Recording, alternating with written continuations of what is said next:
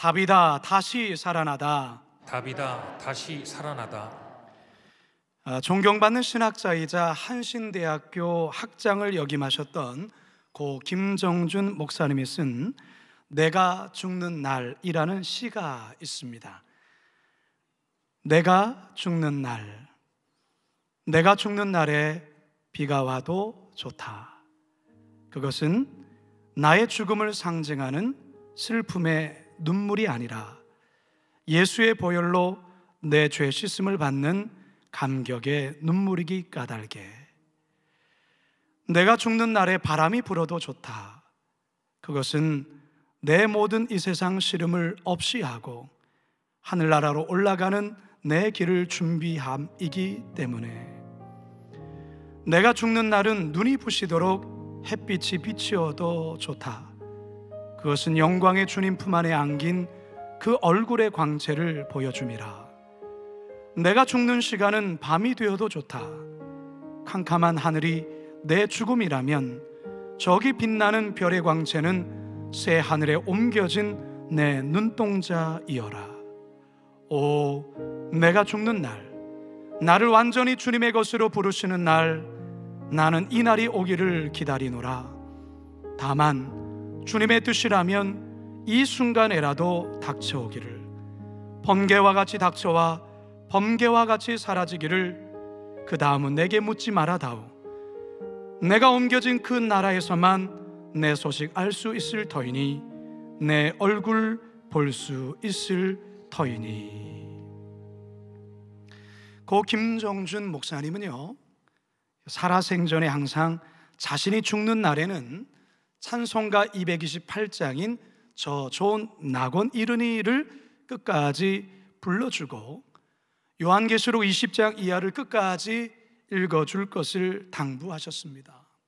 그리고 묘비에는 임마누엘, 이 단어 하나만 새겨달라고 부탁을 하셨습니다. 사랑하는 성도 여러분, 모든 사람들에게는 하나님이 허락하신 삶의 시간들이 있습니다. 그리고 언젠간 이 땅에서의 모든 시간을 끝내고 마지막 죽음이라는 순간에 서게 됩니다.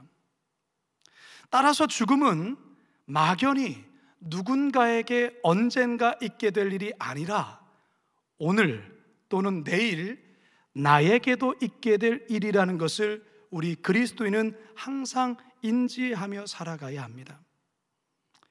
오늘 본문 또한 어느 그리스도인의 죽음에 대한 이야기입니다. 그런데 오늘 본문에서는 그가 다시 살아났다는 그 기적을 우리들에게 소개해 줍니다. 과연 이 이야기가 어떤 이야기며 이 이야기를 통해 하나님께서 우리들에게 말씀하시는 것이 과연 무엇인지, 우리 다시 본문으로 들어가 살아계신 주님의 음성 다 듣게 되기를 간절히 축원합니다. 첫 번째 따라하겠습니다. 죽음에는 어느 누구도 예외가 없습니다. 죽음에는 어느 누구도 예외가 없습니다. 중풍병자 애니아를 고쳤던 이 루따에서 북서쪽으로 약 18km 정도 더 가면 요빠라는 곳이 나옵니다. 요빠는 히브리어로 야포에서 유래된 말인데요, 이 말은 아름다움이라는 뜻을 갖고 있습니다. 그래서 실제로 요빠라는 이곳은요, 이름 그대로 대단히 아름다운 지중해 연안을 낀 아주 오래된 자연 항구 도시입니다. 우리가 요나서를 보면 요나가 하나님의 명령을 어겨서 이 다시스가 아닌 니느웨가 아닌 다시스로 도망을 가게 되는데요, 이 다시스로 도망갈 때에 배를 탔던 곳이 바로 이 요빠였습니다. 오늘 본문에서 저자 누가는 이곳 요빠에 사는 한 신실한 여성도를 우리에게 소개해 줍니다. 36절입니다. 시작. 요빠에 다비다라는 여제자가 있으니 그 이름을 번역하면 도르가라. 선행과 구제하는 일이 심히 많더니. 이 다비다는요 아람어식 이름입니다. 헬라식 이름은 도르카스, 도르가라는 이름이죠. 이름의 뜻이 뭐냐면 초식 동물인 영양을 가리킵니다. 자, 이 도르가, 이 다비다, 그녀가 어떻게 그리스도인이 되었는지는 정확히 모릅니다. 하지만 그녀는 아주 신실한 그리스도인이었다라는 것은 확실합니다. 왜냐하면 본문에서 그녀를 여제자라고 칭하고 있기 때문입니다. 보통 신약 성경에서 제자는 남성형으로만 쓰였는데 다비다에게 이 여성형이 처음 쓰여지고 있습니다. 그만큼 다비다는 교회에서도 인정받는 일꾼이었다라는 말이죠. 뿐만 아니라 그는 선행과 구제하는 일이 심히 많았다, 이렇게 성경은 소개하고 있습니다. 대단히 훌륭한 분이라 여겨집니다. 저는 이 여제자 다비다를 보면서 갑자기 우리 교회 여자 장로님들이 생각이 났어요. 동시에 교구에서 수고하시는 우리 여지구장님들, 여목자님들, 그리고 권사회 및 여전도의 임원분들이 생각이 났습니다. 우리 교회에 바로 이런 분들이 다비다와 같은 분이 아닐까, 그런 생각이 들었던 것이죠. 자, 그런데 오늘 본문을 보면 이 다비다에게 참으로 안타까운 일이 벌어지게 됩니다. 이 다비다가 과로 때문인지 아니면 평소에 앓고 있는 지병 때문인지 모르지만 갑자기 병에 걸려 세상을 떠나게 되는 것이죠. 37절입니다. 시작. 그때에 병들어 죽음에 시체를 씻어 달하게 누이니라. 저는 목사로서 가끔 속상할 때가 있어요. 언제 속상하냐? 평생을 교회를 위해 헌신하시고 애쓰신 우리 성도님이 갑자기 중환병에 걸렸다거나 심지어 병으로 세상을 떠나게 될 때 참 마음이 속상해요. 사실 이런 분들 건강하게 좀 오래 사셔야 하는데 그렇지 않을 때가 있다는 것이죠. 그래서 언젠간 제가 하나님께 이런 불평을 했던 적이 있어요. 하나님, 이러시면 안 되잖아요. 이런 훌륭한 분들 이런 병에 걸리면 안 되잖아요. 이런 분들 이렇게 빨리 하나님 세상 떠나면 안 되잖아요. 최근에 우리 교회 성도님들 가정에도 갑작스레 부모님 또는 남편이나 아내를 그리고 형제를 떠나보내 슬픔 속에 있는 가정들이 있어요. 그 마음 저도 잘 압니다. 오늘 본문에서 이 다비다가 너무나도 일찍 병으로 세상을 떠난 거예요. 그래서 그녀를 사랑했던 이들이 너무나도 슬퍼하며 웁니다. 39절 하반절입니다. 시작. 모든 과부가 베드로 곁에 서서 울며 도르가가 그들과 함께 있을 때에 지은 속옷과 겉옷을 다 내보이거늘. 다비다는 특별히 가난한 과부들을 위해 직접 속옷과 겉옷을 만들어 제공하면서 그들의 어려운 형편을 도왔던 그런 아주 훌륭한 여성이었어요. 자, 그런데 여러분, 오늘 본문에서 우리가 놓치지 말아야 될 아주 중요한 핵심이 하나 있습니다. 그것은 바로 죽음에는 어느 누구도 예외가 없다는 것이에요. 신실한 그리스도인들도 병들어 죽을 수도 있고 예수님을 믿지 않은 불신자들도 언젠가 반드시 죽게 된다는 사실입니다. 이 같은 사실은 히브리서의 저자도 이야기를 하죠. 히브리서 9장 27절입니다. 시작. 한번 죽는 것은 사람에게 정해진 것이요 그 후에는 심판이 있으리니. 한 번 죽는 것은 모든 사람에게 정해진 것이라는 것이죠. 그 후에는 심판이 있다 말씀하고 있습니다. 자, 그렇다면 성도 여러분, 우리 모두에게도 언젠가 찾아오게 될 이 죽음 앞에서 우리 그리스도인들은 어떻게 서야 될까요? 두려움과 떨림이 아니라 오히려 지금까지 나와 함께 하시고 나를 구원해 주신 그 주님의 은혜에 넘치는 감사와 찬양을 하며 주 앞에 서야 되지 않겠습니까? 바로 이 찬양의 가사처럼 말이죠. 이 세상 떠날 때 찬양하고 숨질 때 하는 말 이것일세. 다만 내 비는 말 내 구주 예수를 더욱 사랑 우리 함께 찬양해 볼까요? 이 세상 떠날 때 찬양하고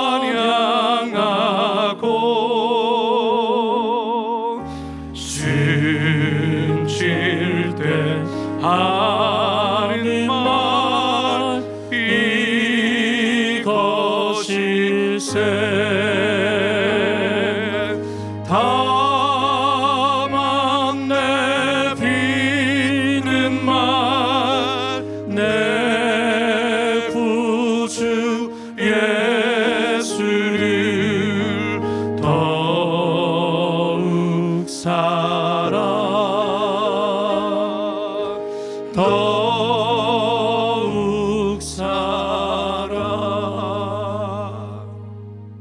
바라기는 다비다와 같이 그리스도의 제자로 가난한 자들에게 선을 베풀고 신실한 믿음으로 살며 가난하고 연약하고 어려움 속에 있는 자들을 사랑하며 살다가 주님 부르시면 그 부르심 앞에 어여시 서는 저와 여러분들 모두가 되기를 주님의 이름으로 축원합니다.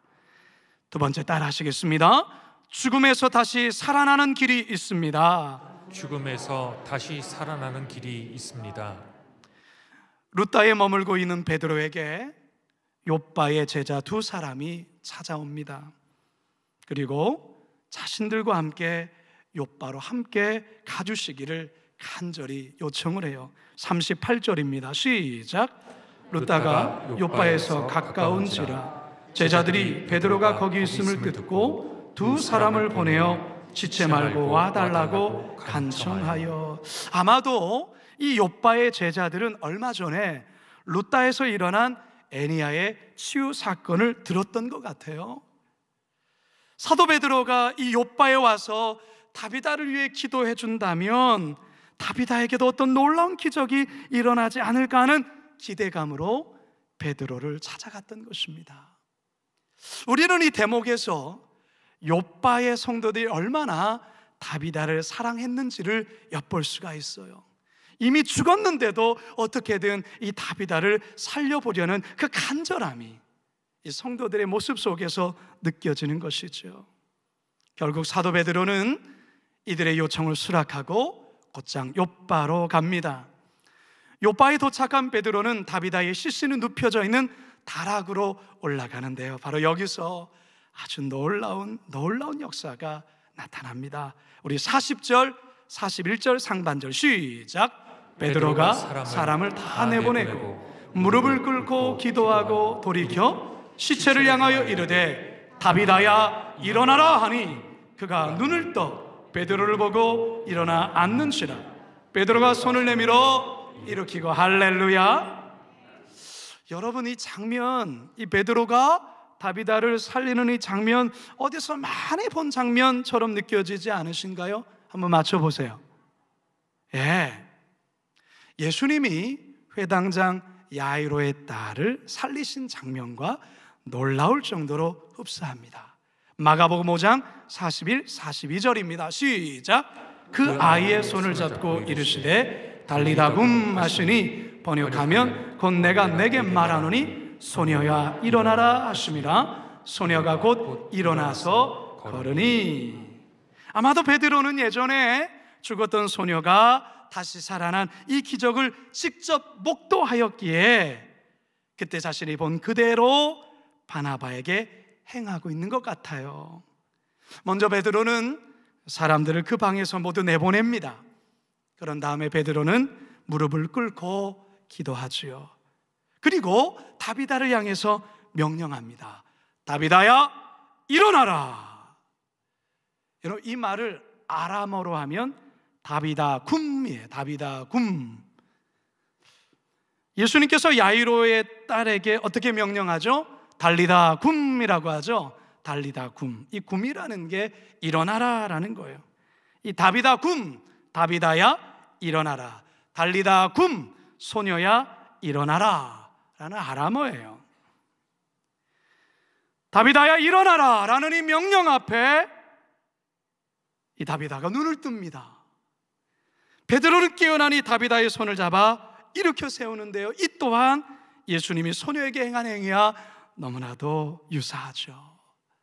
여러분, 결국 이 다비다 어떻게 되었습니까? 다시 살아나게 됩니다. 우리 41절 하반절입니다. 시작. 성도들과 과부들을 불러들여 그가 살아난 것을 보이니 할렐루야.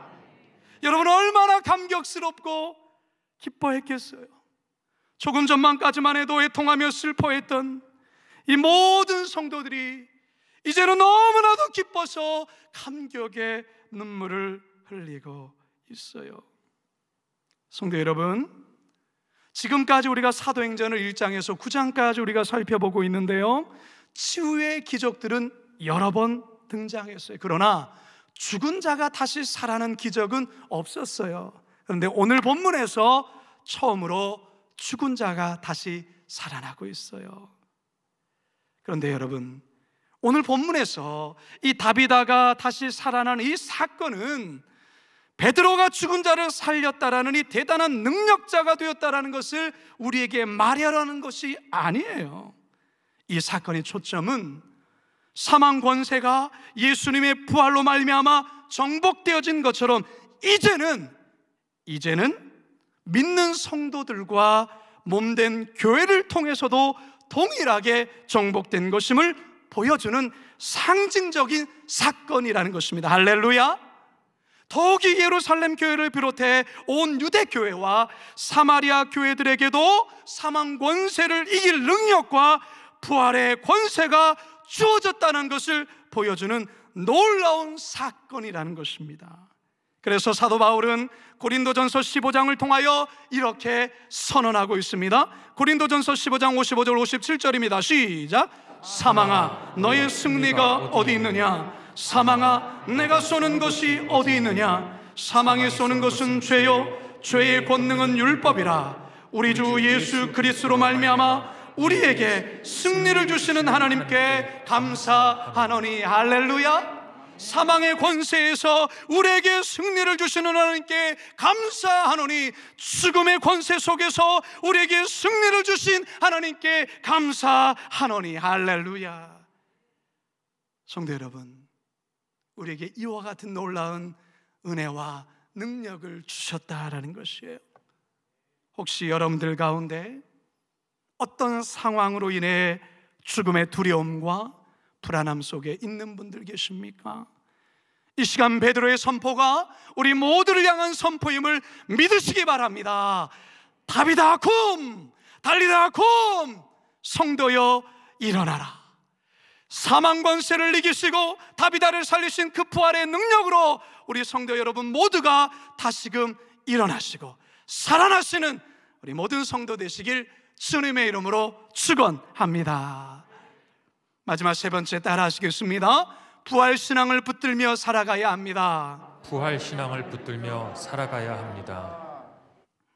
여러분, 우리가 이 땅을 살아가면서 죽음만큼 두렵고도 강력한 것이 이 세상에 있을까요? 없을 거예요. 왜 그렇습니까? 왜 죽음이 그렇도록 두렵고 강력합니까? 죽음은 모든 것을 삼켜버리고 모든 것을 사라지게 하기 때문에 그래요. 그래서 사랑하는 가족이 죽었을 때 그렇게 슬프고 애달고 아픈 거죠. 더 이상 이 세상에 볼 수가 없거든요. 더 이상 어머니, 더 이상 아버지, 더 이상 사랑하는 형제, 성도 볼 수 없거든요. 이게 바로 죽음의 권세죠. 그런데 여러분, 끝이라 여겼던 죽음이 끝이 아니고 부활하신 예수님을 믿음으로 우리도 천국에서 부활하여 주님과 영원히 살 수 있다는 이 놀라운 진리는 믿음의 성도들에게는 가장 큰 소망이요 가장 큰 위로가 되는 줄 믿습니다. 특별히 지금처럼 코로나의 창궐로 모두가 불안에 떠는 상황 속에 부활신앙은 우리에게 대단히 든든한 바위가 되는 것이에요. 더욱이 우리 그리스도인들이 부활신앙으로 부활의 능력을 가지고 살아갈 때 불신자들이 죽게로 돌아오는 역사가 있게 되는 것입니다. 그게 바로 오늘 본문의 결론이에요. 42절 함께 읽습니다. 시작. 온 요파 사람이 알고 많은 사람이 주를 믿더라. 할렐루야. 제가 설교를 시작하면서 고 김정준 목사님의 시를 읽어드렸죠. 내가 죽는 날. 이 목사님은요, 소위 관 속에서 나온 사나이라는 별명을 가지고 있는 분이에요. 이게 뭔 말인가? 관 속에서 나온 사나이, 이게 뭔 말인가? 고 김정준 목사님은요, 해방되던 해인 1945년 8월에 경북 김천의 황금동 교회에서 열정적으로 목회를 하던 중에 이듬해에 기침이 심해서 마산국립요양원에 입원하여 진단받은 결과 폐결핵 말기로 3개월밖에 살 수 없다는 시한부 판정을 받게 돼요. 이후에 한쪽 폐를 절단하고 또 남은 것도 절반으로 잘라내고서는 마산결핵 요양원의 죽음의 병동, 왜 죽음의 병동이라 말했냐면 죽어서 나가는 병동이기 때문에 죽음의 병동이라 불려요. 육병동, 여기에 격리되게 됩니다.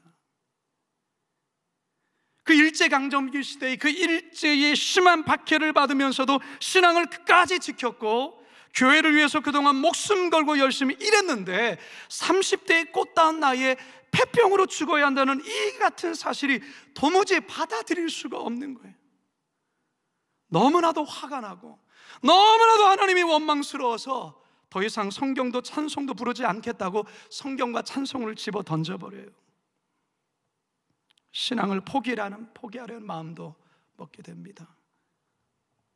그렇게 절망 속에 하루하루를 죽어가며 살아가던 어느 날 병실로 나비 한 마리가 날아 들어왔는데 이 나비가 나가지를 못하고 창문에서 파닥파닥 거리는 거예요.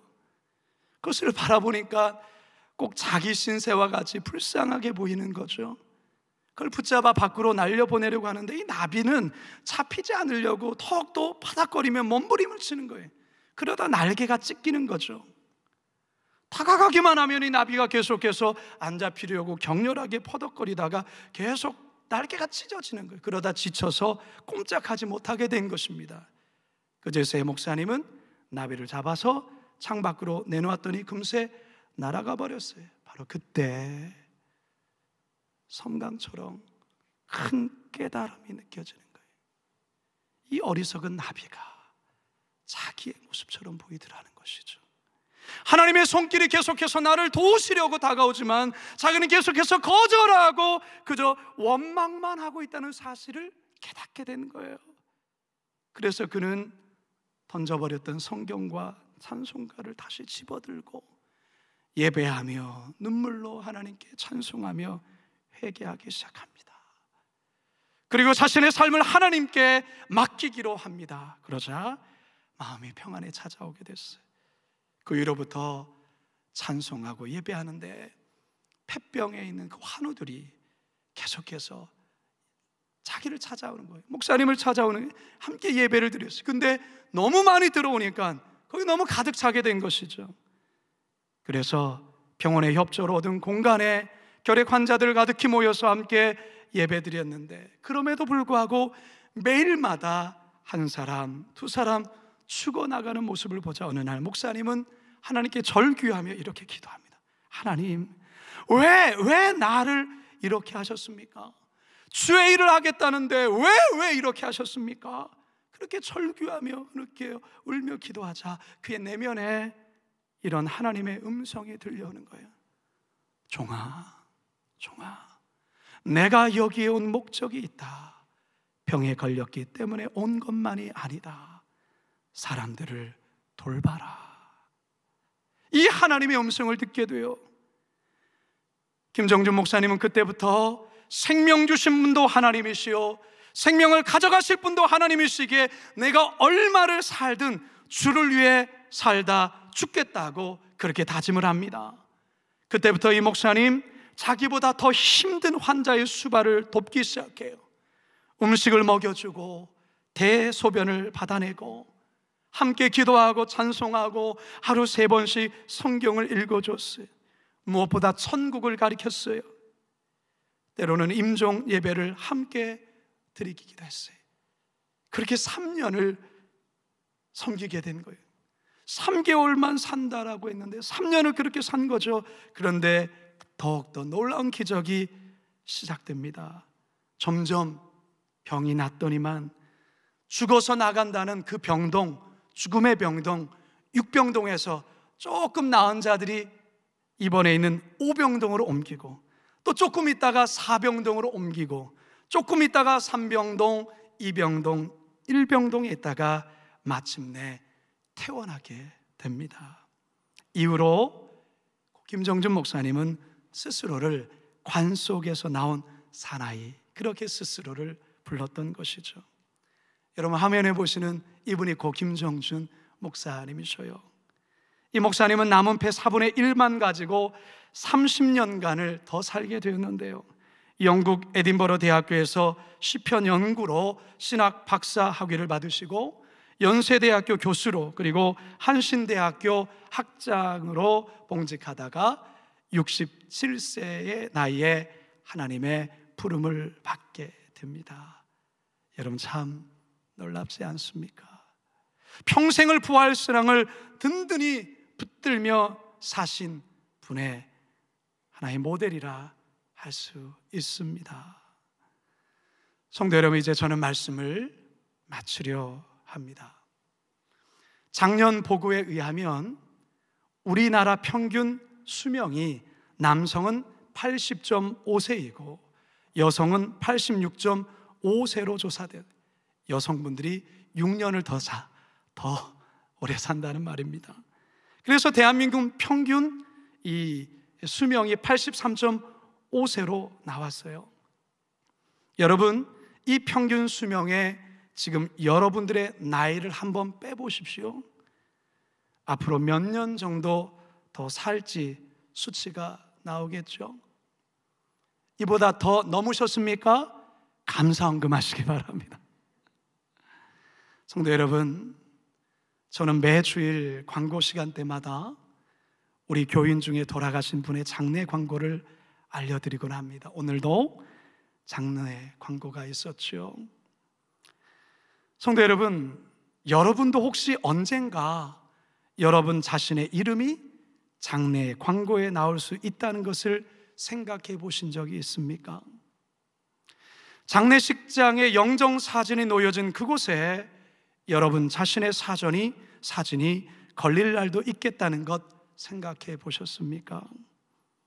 성도 여러분, 그럴 날이 언젠간 올 것입니다. 저도 그렇고 여기 앉아있는 여러분 모두도 마찬가지예요.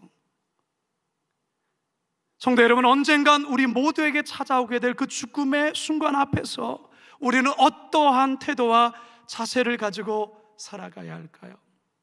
어떠한 마음의 신앙의 고백을 붙들고 있어야 될까요? 오직 예수입니다. 오직 예수. 오직 예수. 그리고 예수 부활입니다. 예수 부활. 그리고 나도 부활입니다. 나도 부활. 여러분, 이 세 가지 반드시 기억하십시오. 한번 따라 하실까요? 오직 예수. 예수 부활. 나도 부활. 한 번 더요. 오직 예수. 예수 부활. 나도 부활. 오늘이라는 이 삶이 나에게 얼마나 큰 축복의 날인지 여러분 이거 깨달으셔야 돼요. 그리고 다비다와 같이 우리에게 허락된 이 삶 속에서 선을 행하고 서로 사랑하며 살다가 언젠간 이 다비다처럼 우리들도 이 땅을 떠나서 저 천국에서의 부활의 새 아침을 맞이하시는 저와 여러분 모두가 되기를 주님의 이름으로 축원합니다. 축원합니다. 축원합니다. 우리 이 시간 말씀을 마음에 새기면서 우리 이 찬양 우리들의 신앙 고백으로 함께 찬양 드리도록 하겠습니다. 나 같은 죄인 살리신 주는 내 놀라워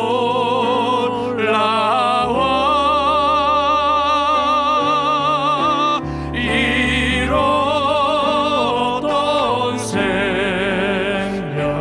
찾았고 광명을 얻어 우리 가슴에 손에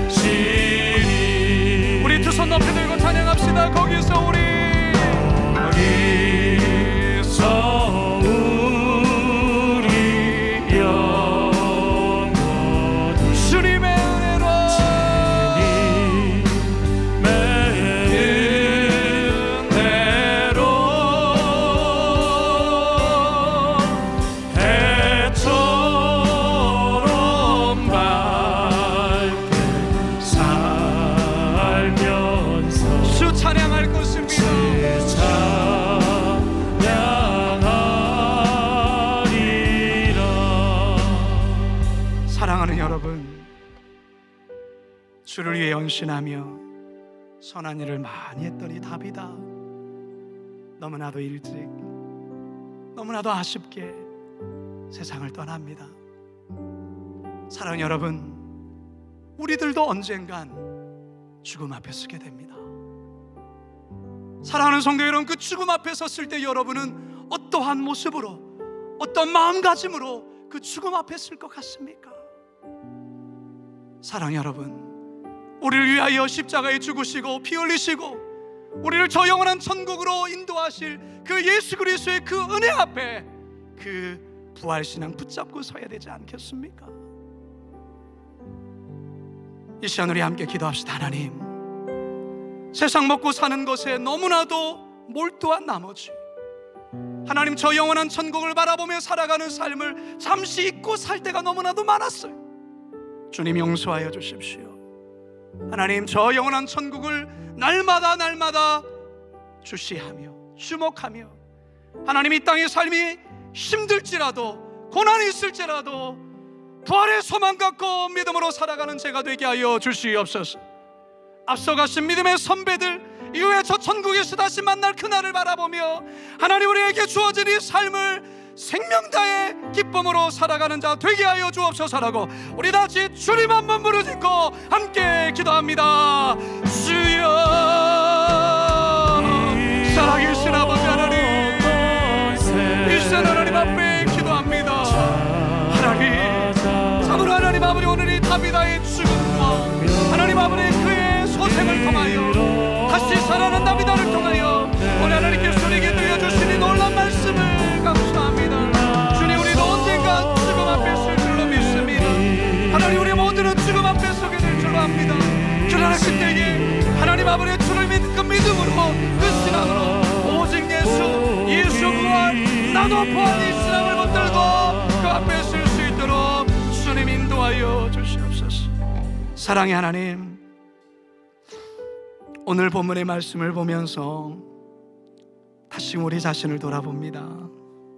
우리도 언젠간 이 다비다와 같이 죽음을 맞이하며 그 시신이 깨끗이 닦여진 채 하나님 눕혀질 터인데, 하나님이 어쩌면 우리는 이와 같은 삶을 우리는 나와는 상관이 없는 것처럼 그저 세상에 때로는 먹고 마시는 뭘 먹을까, 뭘 마실까, 뭘 입을까라는 그 삶에 너무 매몰되어 살 때가 있지 않은지요.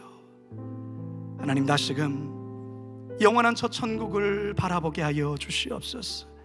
다시금 저 천국을 향하여 믿음의 순례자로 살아가게 하여 주시옵소서. 그래서 언젠간 죽음이 나에게 닥쳤을 때 오직 예수 부활, 나도 부활, 이 신앙의 고백을 외치며 천사들의 호의 속에 저 영원한 천국에 나아가 부활하여 먼저 가신 믿음의 선배들과 함께 기쁨으로 만나며 기쁨으로 감격하는 그 순간 맞이하게 하여 주옵소서. 코로나의 이 험한 상황 속에서 하나님, 불안과 두려움에 떨고 있는 이들이 있습니까? 주님, 예수 부활을 선포하게 하여 주옵소서. 부활 신앙을 붙잡게 하여 주셔서 어둠에 삼킨 바 되어 살아가지 아니하고 영광의 그 부활의 능력과 소망으로 이 어둠을 넉넉히 이겨나가는 우리 모두가 되게 하여 주옵소서. 감사드리오며 예수님의 이름으로 기도드리옵나이다.